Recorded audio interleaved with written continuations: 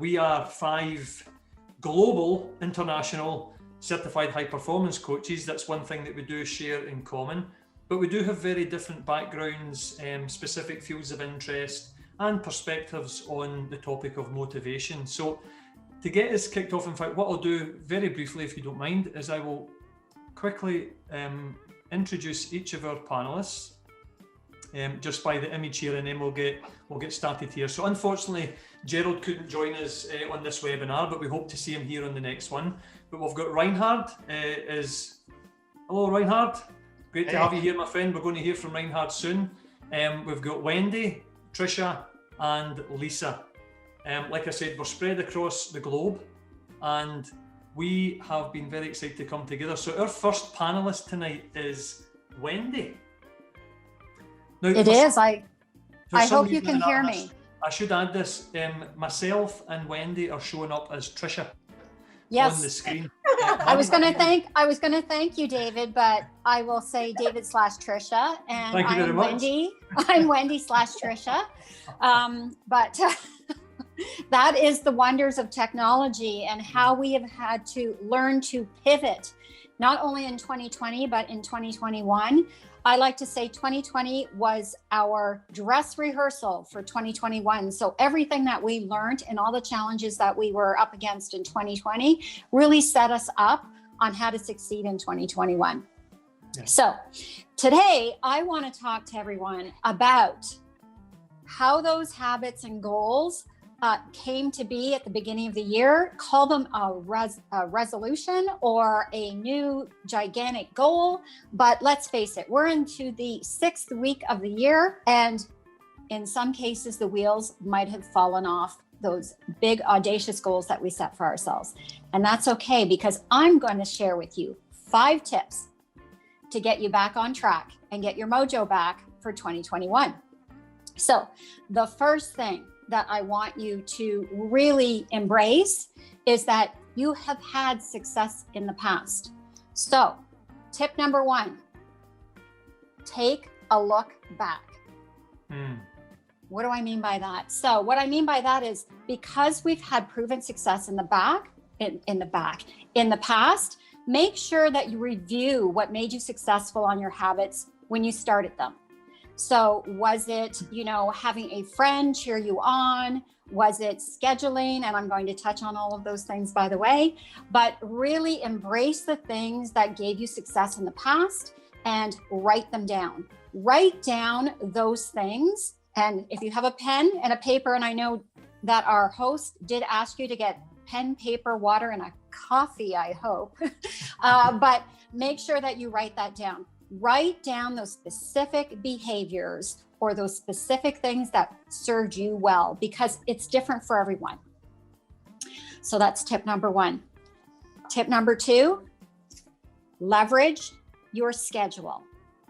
What do I mean by leveraging your schedule? Well, high performers, anybody who has had success in the past, have very good habits of keeping things in a calendar.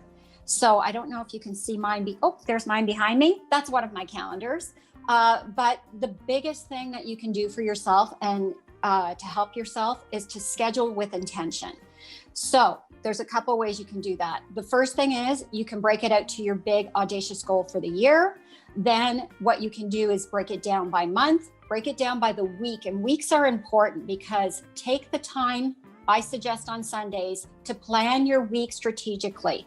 Use block scheduling. So what I mean by block scheduling is that you take those increments in your daily calendar and you intentionally block that time, and you block everything from taking a break, having lunch, to those workouts that you need to get back on track with, to planning out your menu for the week, any of those habits. Like if you're writing a book, block the time out and set the goal during that time of how many words you need to write. So it's very intentional.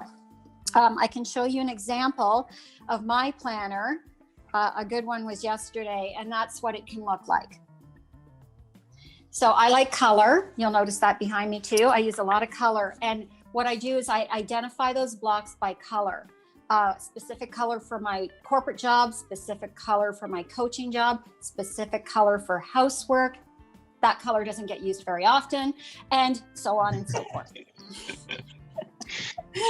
So, third tip, make your goal public.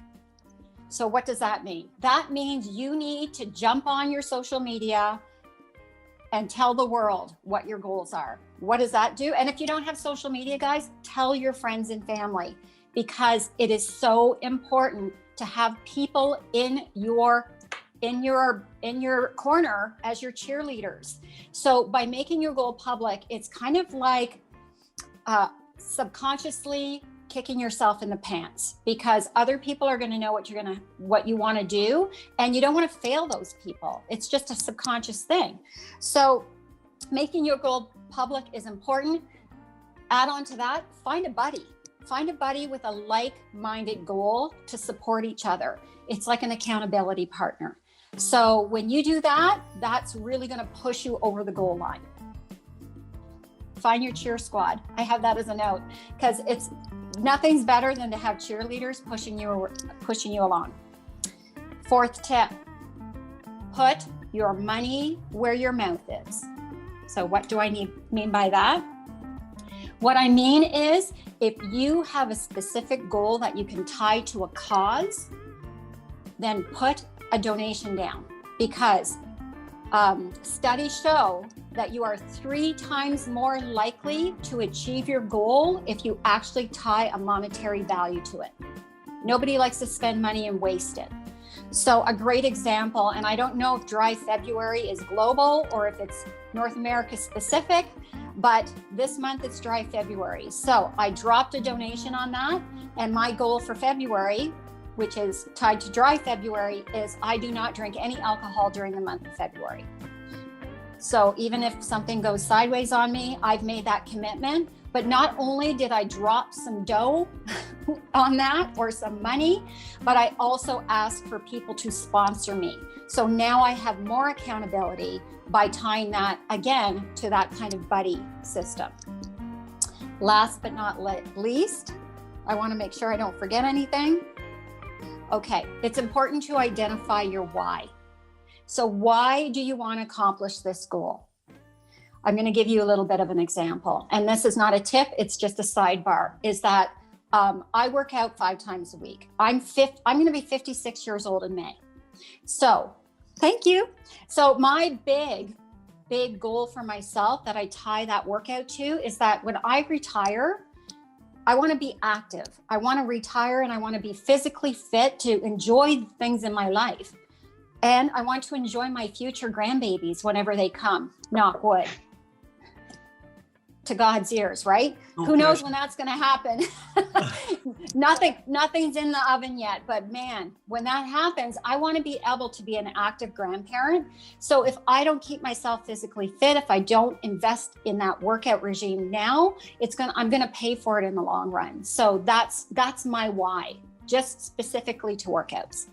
So the last tip is habit coupling, or couple habits. So what that means is the reward at the end of the habit that you struggle with. A great example is, I am a huge Survivor fan, like huge. I'm really missing Survivor. I hope they come back on TV pretty soon. So I've committed that I cannot watch that show unless I'm walking on my treadmill. That is what you call habit coupling. So you take one thing that you love and you partner it with a habit that you want to instill. So it's very, very simple. It's the same, holds true for those authors out there. If you want to have that time block to write your book, the way you could reward yourself is after you've gotten your word count in, you go and have a cappuccino. And maybe it's a cappuccino at the local cafe that costs, $5 to $10, but that's your treat or your reward for actually committing to that habit. The important thing that I want to share with you guys, because I know my time is limited, is it's simple 5 steps. And I know that, Trisha, thank you very much for typing them in the chat. Simple 5 steps. If you really want to really get hold and get that mojo back and get back on track, the first thing you need to do is forgive yourself for falling off. The wheels fall off sometimes, and it's okay. It's okay to miss one day, but it's not okay to miss months on end. So you have to be disciplined enough to give yourself grace and jump back on the train, on the habit train, because everybody has the will to succeed.